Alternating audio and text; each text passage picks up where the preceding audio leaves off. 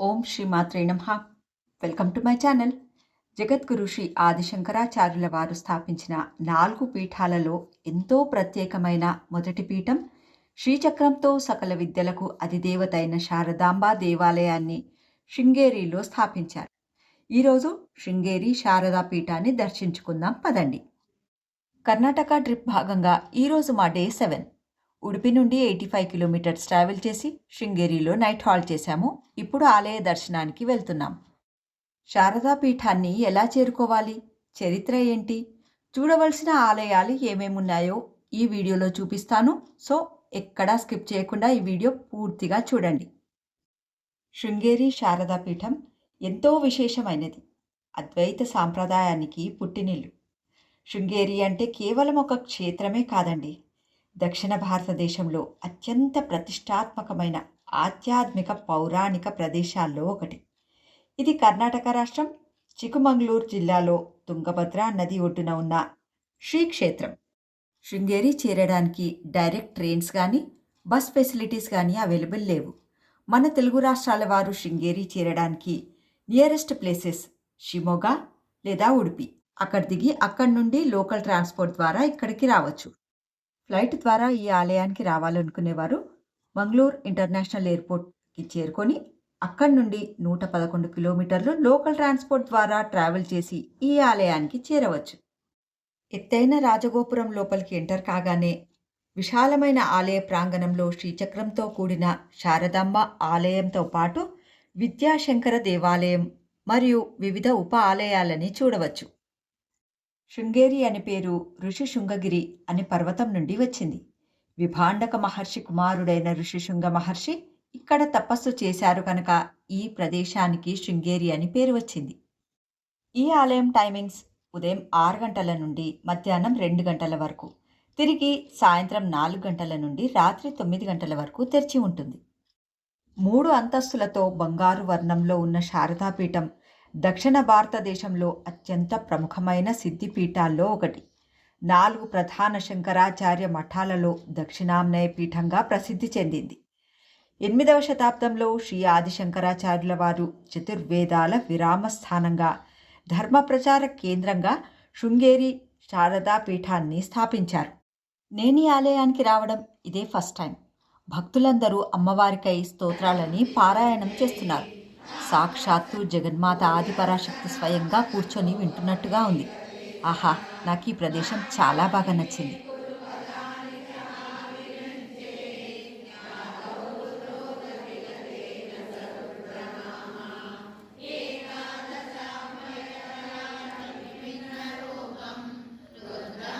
శారదాంబ కొలువై ఉన్న ప్రధాన ఆలయం వెలుపల ఓవైపు కోదండరామాలయం, మరోవైపు మలయాళ బ్రహ్మ ఆలయం ఉంటుంది. శారదాంబ ప్రధాన ఆలయం చుట్టూ తోరణ గణపతి ఆలయము, ఆదిశంకరాచార్యుల వారి ఆలయము, సురేశ్వరాచార్య వారి సన్నిధి, జనార్దన స్వామి మందిరము, విద్యాశంకర ఆలయము, అక్షరాభ్యాస మండపము, వాగీశ్వరి విద్యారాయ సన్నిధి మరియు సుబ్రహ్మణ్య స్వామి వారి సన్నిధి ఉంటాయి. బ్రిడ్జ్ దాటాక నృసింహవనంలో కూడా కొన్ని ఉప ఆలయాలుంటాయి. ఇక్కడ మీరు చూస్తున్నది శృంగేరిలోని విద్యాశంకర దేవాలయం. దాదాపు 1338లో నిర్మించబడింది. ఇది పురావస్తు సర్వే ఆఫ్ ఇండియా సంరక్షణలో ఉంది. దక్షిణ భారతదేశంలోని హొయసల, ద్రవిడ మరియు చాళుక్య శిల్పకళా శైలులను కలిపి నిర్మించిన అద్భుత నిర్మాణమే ఇది. ఈ దేవాలయాన్ని విద్యారణ్య స్వామివారు వారి సారథ్యంలో విజయనగర రాజుల వారి తోడ్పాటుతో నిర్మించారని చారిత్రక ఆధారాలు సూచిస్తున్నాయి. విద్యాశంకర ఆలయంలో స్వామివారిని దర్శించి పక్కనే ఉన్న సుబ్రహ్మణ్య స్వామివారి సన్నిధిలో స్వామిని దర్శించి తుంగా నది పైనుండి ఒక బ్రిడ్జ్ కనిపిస్తుంది. ఆ బ్రిడ్జ్ పైనుండి చేపలకి ఫుడ్ వేస్తారు. మనం గోపురం లోపలికి ఎంటర్ కాకముందే పూజా సామాగ్రి అమ్మే షాప్స్ ఉంటాయి కదా, అక్కడి నుంచే చేపల కోసం ఫుడ్ తెచ్చుకోవాలి. లేదంటే ఇక్కడికి వచ్చాక మళ్ళీ పోవాల్సి వస్తుంది. అందుకే ఇక్కడికి రాకముందే తీసుకొచ్చేసేయండి. ఇక్కడ నుండి చేపలకు ఫుడ్ వేసి కొంచెం ముందుకు వెళ్ళగానే నృసింహవనం వస్తుంది. ఈ వనంలోనే పచ్చని చెట్ల మధ్య గురునివాస్లో చంద్రమౌళేశ్వర ఆలయం ఉంటుంది.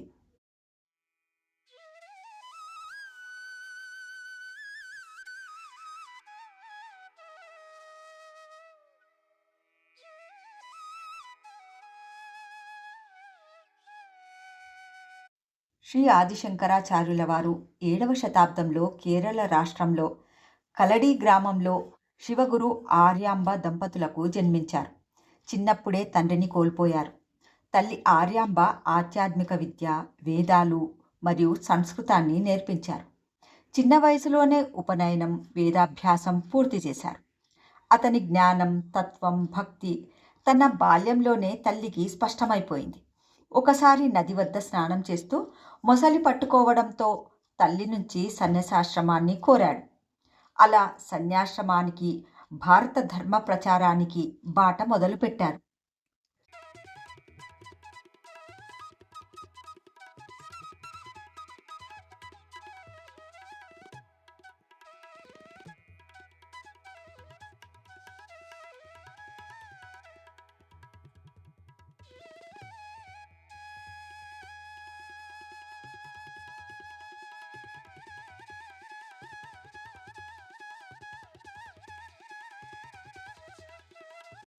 శ్రీ ఆదిశంకరాచార్యుల వారు తమ శిష్యులకు అద్వైత బోధన, వేదాధ్యాయాన్ని శృంగేరిలోనే ప్రారంభించారు. దానికి అనుగుణంగానే గురుకులాన్ని కూడా ఇక్కడే ఏర్పాటు చేశారు. ఈ ప్రాంగణంలోనే ఉన్న శ్రీ సచ్చిదానంద విలాస్లో జగద్గురువులు ఉంటారు. పక్కనే ఉన్న ప్రాంగణంలో జగద్గురువుల సమాధులు కూడా ఉంటాయి. శృంగేరి ఆలయంలో దాదాపు 31 మంది జగద్గురువుల సమాధులున్నాయి. ఒకే ప్రాంగణంలో ముగ్గురు జగద్గురువులు శ్రీ వృద్ధ నరసింహ భారతి స్వామి, శ్రీ సచ్చిదానంద భారతి స్వామి మరియు అభినవ సచ్చిదానంద భారతి మహారాజ్ల సమాధులుంటాయి.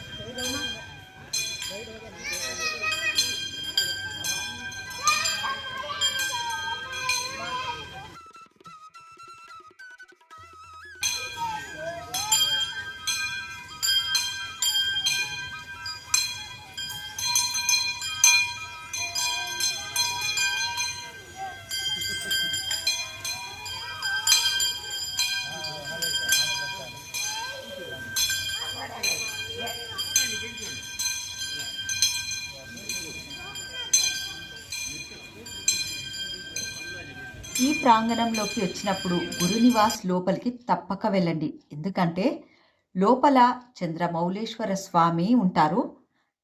సాక్షాత్తు కైలాస శివలింగంగా ప్రసిద్ధి చెందింది ఆ శివలింగం. అలాగే రత్నగర్భ గణపతిని కూడా తప్పక దర్శించండి ఈ ఆలయంలో.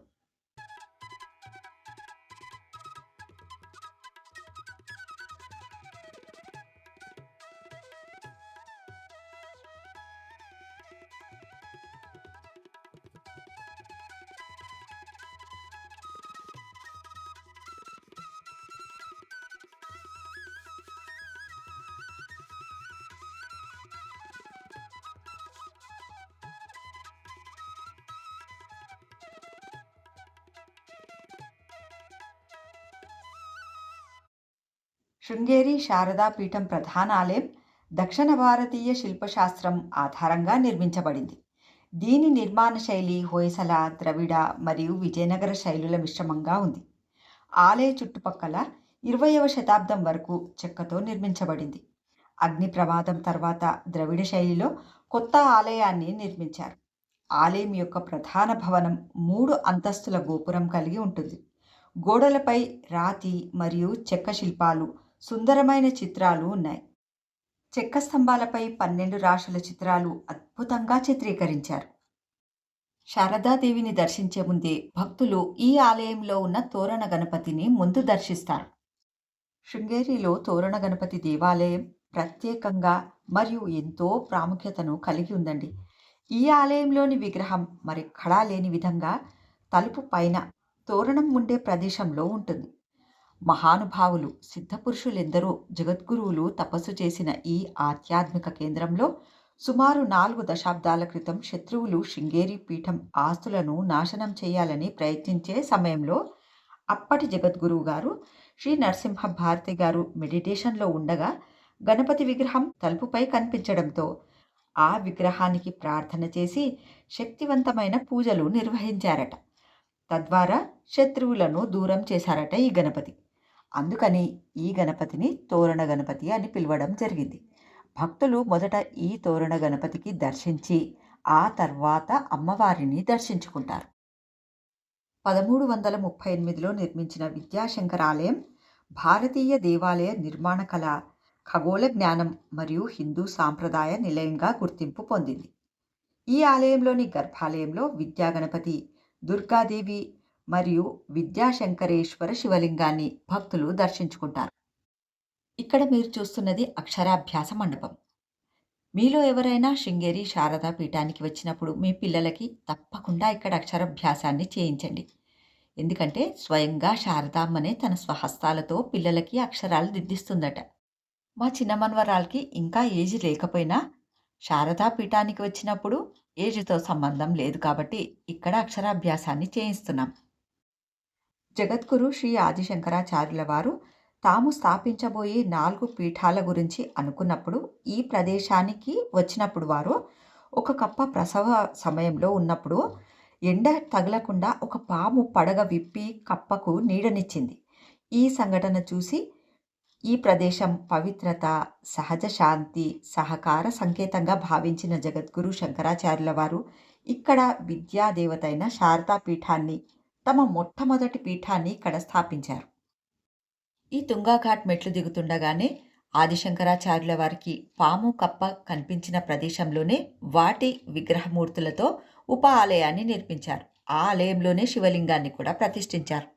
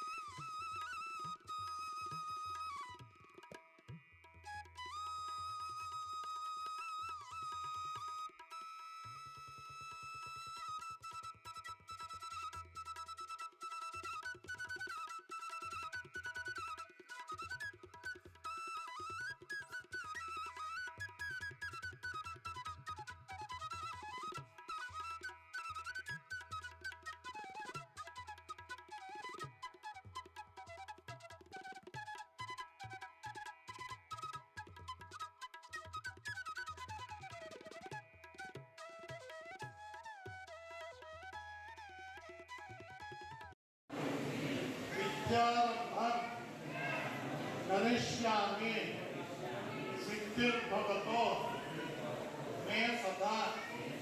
नमस्ते शारदा देवी काश्मीर पुरवासिनी त्वामहं प्रार्थये नित्यं विद्यां बुद्धिं च देहि मे या देवी सर्वभूतेषु बुद्धिरूपेण संस्थिता नमस्तस्यै नमस्तस्यै नमस्तस्यै नमो नमः नमो नमः श्री शारदा परमेश्वर्यै परमेश्वरे नमः मनोरथ प्रार्थयामि पाठयामि ಮಗುವಿಗೆ ಒಳ್ಳೆ ವಿದ್ಯಾ ಬುದ್ಧಿ ಸಿಗದೆ ಅಂತ ಪ್ರಾರ್ಥನೆ ಮಾಡಿಕೊಂಡು ಆ ಅಕ್ಕಿ ತಟ್ಟಿಗೂ ಸ್ಲೇಟಿಗೂ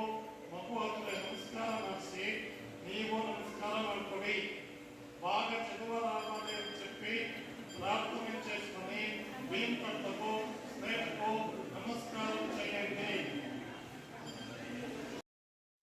ఈ ఆలయంలో ప్రతిరోజు భక్తులకై మధ్యాహ్నం మరియు రాత్రి వేళలో అన్నప్రసాదాన్ని అందజేస్తారు.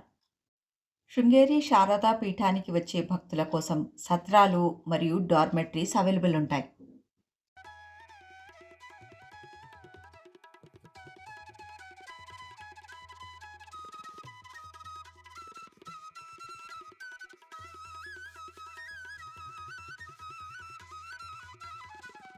Okay.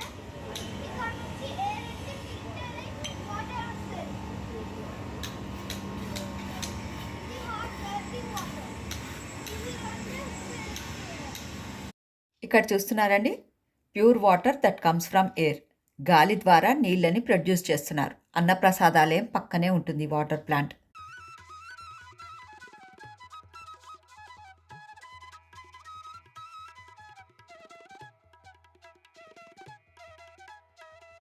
ఇక్కడ మీరు చూస్తున్నది శారదా పీఠంలోని బుక్ స్టాల్. లంచ్ టైం అవ్వడంతో బుక్ స్టాల్ని క్లోజ్ చేశారు. కానీ మేము తెలంగాణ నుంచి వచ్చాము, ప్లీజ్ నాకు లలితా సహస్రనామ స్తోత్ర పారాయణం బుక్ కావాలండి తెలుగులో అంటే వాళ్ళు పాపం ఓపికతోటి తీసి ఇచ్చారు నాకు. శృంగేరి శారదా పీఠం ఆధ్యాత్మిక కేంద్రంగా గురు పరంపర ద్వారా విద్య, సంస్కృతి, ఆధ్యాత్మిక విలువలను ఈ సరస్వతీ పీఠం తరతరాలుగా కొనసాగిస్తుంది. ఈ ఆలయానికి రావడం నా పూర్వజన్మ సుకృతంగా నేను భావిస్తున్నాను. మీరు ఈ ఆలయానికి వచ్చినప్పుడు మీకు ఎలాంటి ఫీలింగ్ కలిగిందో కమెంట్స్లో తప్పక తెలుపగలరు. కార్లో మా కర్ణాటక ట్రిప్ భాగంగా ఇంటి నుంచి గాన్గాపూర్, విజయపుర, కూడల సంగమేశ్వరం, ఐహోళే, బాదామి, పట్టడకల్, గోకర్ణం, మురుడేశ్వర్, కొల్లూరు మూకాంబికామ్మ ఆలయము, కేశవనాథేశ్వర ఆలయము, ఉడిపి నుంచి శృంగేరికి వచ్చేసాము. ఇక్కడ స్పెషల్గా మట్కా సోడా తయారు చేస్తున్నారు చూడండి. నిన్న నైట్ తుంగభద్ర నది ఒడ్డున ఉన్న హోటల్లో హాల్ట్ చేశాము. ఈరోజు ఉదయం వ్యూ చూడండి ఎంత బాగుందో.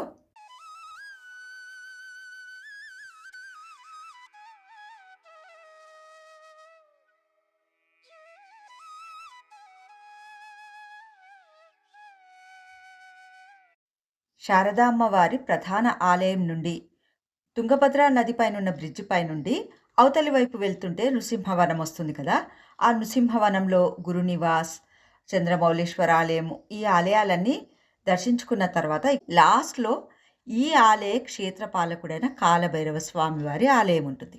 ఈ ఆలయానికి చేరడానికి మరో రోడ్ కూడా ఉందండి. కార్లో రోడ్ మార్గం ద్వారా రావాలనుకునేవారు 3 కిలోమీటర్స్ ట్రావెల్ చేసి ఇక్కడికి రావచ్చు.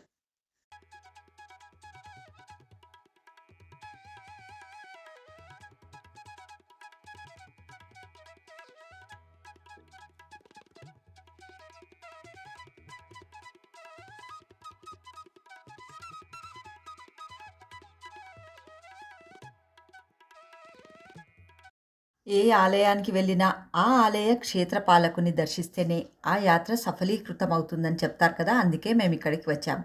చుట్టూ పచ్చదనం మధ్యన ఎంత ప్రశాంతమైన వాతావరణంలో ఉందో చూడండి ఈ గుడి.